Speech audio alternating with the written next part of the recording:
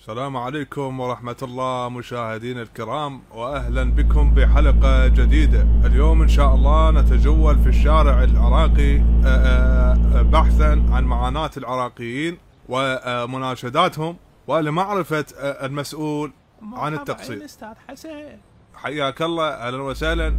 شلونك عيني؟ حياك الله. أنت شنو ولد بنية؟ ليش لابس برموده طالع كأنك موطب من الكبوس؟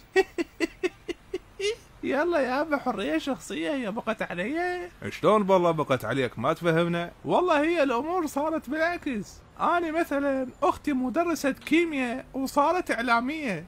تفضل. يعني هسه هذا التدريس، المهنة العظيمة وتعليم الأجيال، تعرفوا تصير إعلامية. هو الإعلام هم خرب، يا أهل الجو صار إعلامي. الله وكيلك، ناس تدور طشة وملاعيب العيد وشغلات تعبانة. قل لي ايش قد يوميتك؟ والله يوميتي 30,000 ويا البخشيش توصل 150 مرات 200. بس مو شي هسه، مو مثل قبل والله.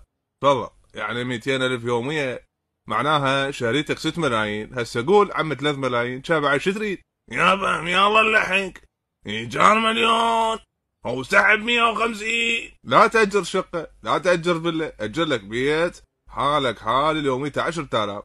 السلام عليكم، شلونك اخاتي؟ انا متابعك. اهلا، عليكم السلام، حياك الله، اتشرف. تعال وقف لي، جيتك.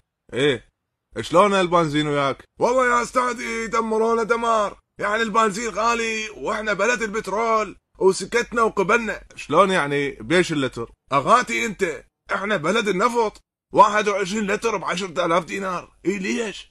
والله المفروض 50 لتر ب10,000، يعني برميل النفط عبر $100، وسعر البنزين ما رخص ولا سنت. وهسه النوب ماكو عمي، تلزم سرعه، عبالك ازمه 2003. ايه زين، برايك انت شنو الحل؟ يا بدخلني يرخصون البنزين من ناحيه على شيء وبهاتهم. هاي المهندسين القاعدين بدون تعيين افتح لهم محطات واشغل هاي الشباب القاعده، وشوف شلون يصير انتاج البنزين بكثره، ولا ازمه ولا هم يحزنون. تفضل. يعني هسه هذا عود سائق تاكسي ما يفتهم او عنده عقليه، المفروض يصير وزير النفط.